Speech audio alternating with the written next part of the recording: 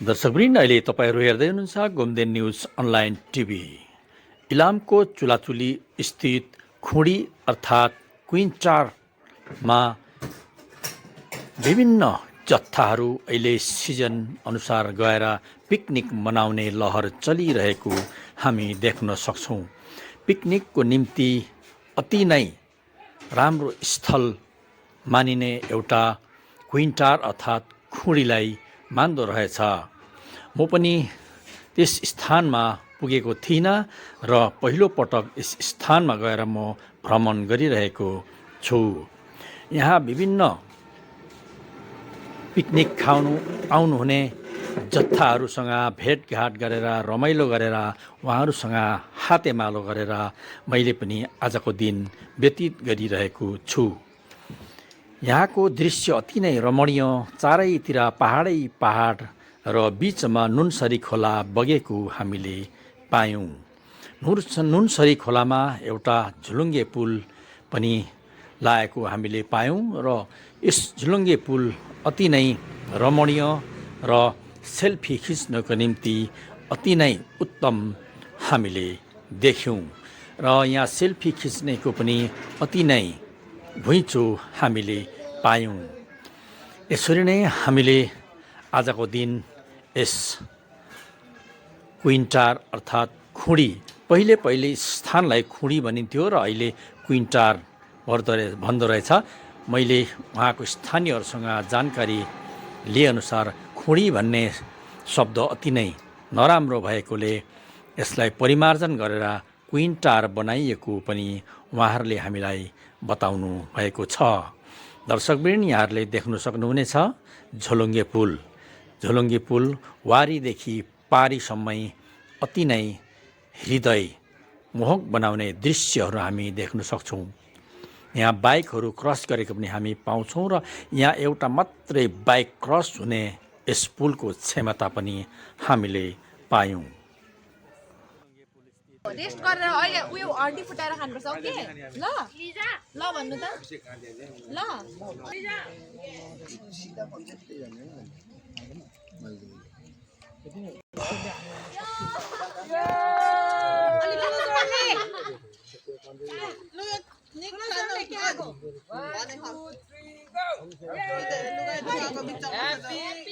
Happy picnic Tihar भन झन्डै खोल्ले। Happy birthday हो त बिहान केक काट्नु आज अङ्कलको बर्थडे हो नि।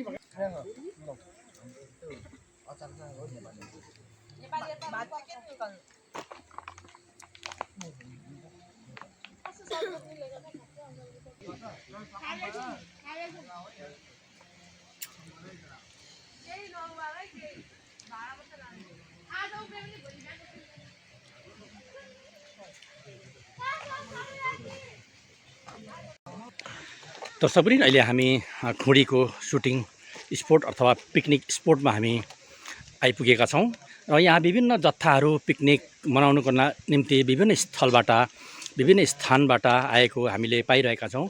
यसै सन्दर्भमा दमकबाट आउनुभएका एउटा पिकनिक टोलीसँग मैले केही कुराकानी गर्नु लागिरहेको छु। हजुरको शुभ नाम बताइदिनुहोस् न। नमस्ते, मेरो नाम विमल तामा। हजुर, आज तपाईँहरूको यो पिकनिकको मुख्य उद्देश्य चाहिँ के हो? यो खासै त्यस्तो त होइन र पनि अब वर्षभरि अब भाइ बहिनीहरूले अब दुःख गरेर अब काम गरिरहेको हुन्छ। हजुर, उहाँहरूलाई यसो रिफ्रेसमेन्ट होस् भनेर अनि एउटा अब काम गर्ने भाइ बहिनीहरूको चाहिँ अब एकअर्कामा साथीत्वको भावना अझ प्रगाढ होस् भन्ने हेतुले चाहिँ हामीले यसो मनोरञ्जन गराउनलाई चाहिँ आज यहाँ यो के भन्छ यो खुडी स्थित खुडीमा आएको हामी। हजुरहरूको यो पिकनिक टोली कहाँबाट आउनुभएको? हाम्रो यो Damak my cafe coffee and food भन्ने हाम्रो क्याफे छ। हजुर, यो चाहिँ दमकको मिसन मार्केट छेउमा पर्छ। हजुर, त्यही हो। त्यो क्याफेको प्रोपाइटर हजुर नै हुनुहुन्छ? हजुर, त्यो क्याफेमा तपाईँहरूको के कुराहरू सो दिनुहुन्छ? हाम्रोमा चाहिँ स्पेसली कफीको आइटमहरू सबै पाइन्छ। हजुर, नेपालमा उत्पादित अर्ग्यानिक कफी हजुर हामी सर्भ गर्छौँ।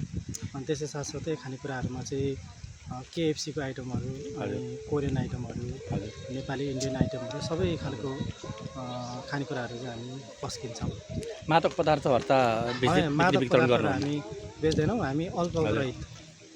तपाईँ त्यो व्यवसायमा कति वर्षदेखि लाग्नु भएको?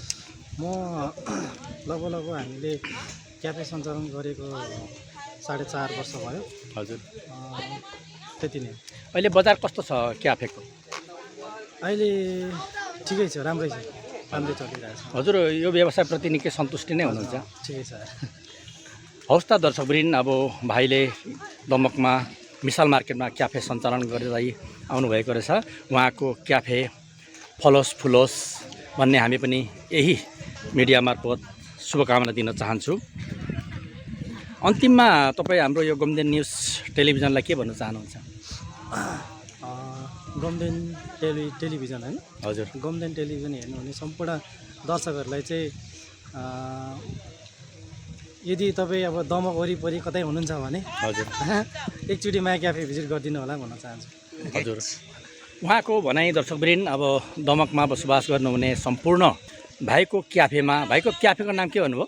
My cafe coffee and food भन्छौँ। हजुर, माई क्याफे मान्छेहरूले माई क्याफे भन्दा। हजुर, माई क्याफे मिसाल मार्केटमा सबैजना आइदिनु होला। उहाँको भाइले एउटा सुरु गर्नुभएको नयाँ क्याफे एउटा व्यवसायमा उहाँको भाइको कफीलाई उहाँहरूले चाखेर भित्र बनेको विभिन्न किसिमको परिकारहरूलाई चाखेर तपाईँहरूले पनि साथ सहयोग दिनुहोला एउटा युवा उद्यमी भाइलाई भन्ने म चाहन्छु। नेपालमा प्राय हामी भन्दा पनि कतिपय अब रेस्टुरेन्ट क्याफेहरूतिर चाहिँ इन्डियन कफीहरूलाई नेपाली कफी भनेर बेच्छन्। हजुर, तर हामी चाहिँ नेपालमै उत्पादित अर्ग्यानिक, हजुर, नेपालमै 100% अर्ग्यानिक अरबिका कफीलाई चाहिँ हामी सर्भ गर्छौँ। अहिलेसम्म तपाईँहरूले बिक्री वितरण गरिराख्नु भएको छ? हजुर। हवस् त, तपाईँले मेरो गोमदेन न्युज युट्युब च्यानलमा 2 शब्द राखिदिनु भयो, यहाँलाई धेरै धेरै धन्यवाद। तपाईँको भोलि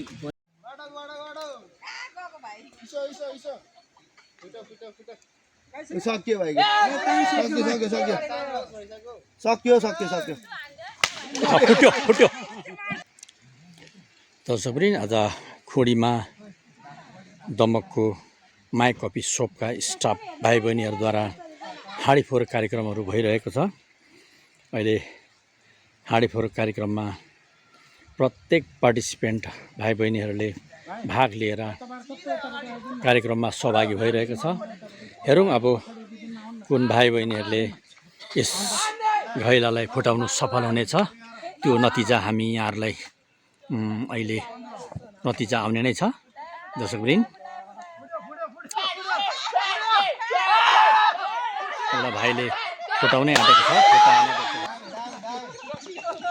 अब अर्को एकजना प्रतियोगी भाइले घैला फुटाउनै आँटिरहेको छ।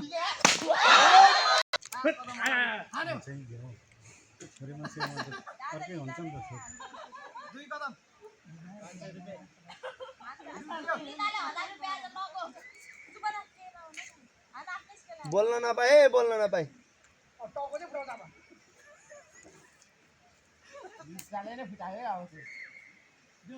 टाइम सक्यो, टाइम अफ।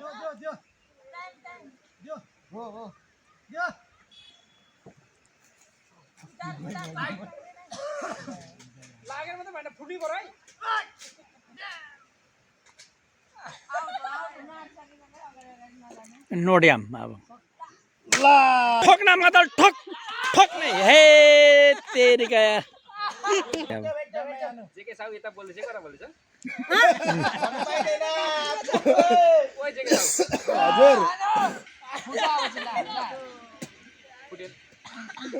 हुँदैन। ल अब अलिकति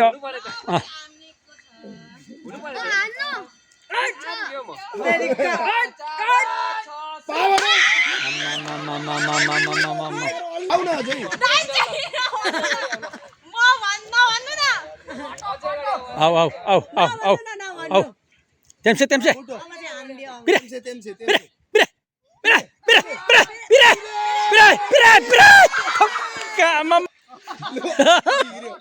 अब ठोक भन्नु नमिल्ने हामीले ठोकिदिँदा हुन्थ्यो भन्दैछ। अब ठोक भन्नु नमिल्ने के गर्नु अब। हानेन के साह्रै हेरिरहेको सिधा अब भए हुन्छ नभए हुँदैन ठोकिदिउँ न अब के को बित्थामै टाउको माथि राखेर हानेन झ्याम्मै भए हुन्छ नभए हुँदैन नि के फेरि फेरि या सेक्या कहाँ घुमेको